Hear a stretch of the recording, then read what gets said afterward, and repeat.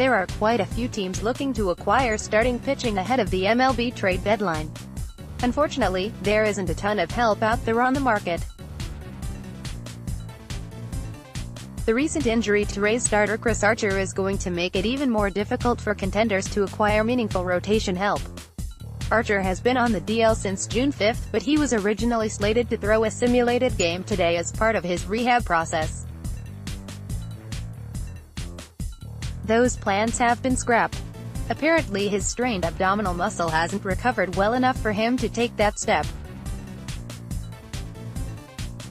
The talented right-hander hasn't been dominant for the Rays this year, but he's been pretty good.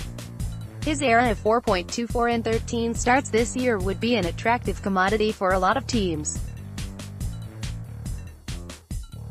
The bar for starting pitching help is pretty low at the moment.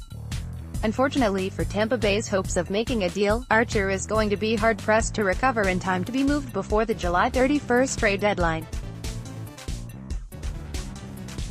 He might be back on the mound for the Rays by then, but contending teams won't get much of a chance to see how he looks after his injury before needing to make a move.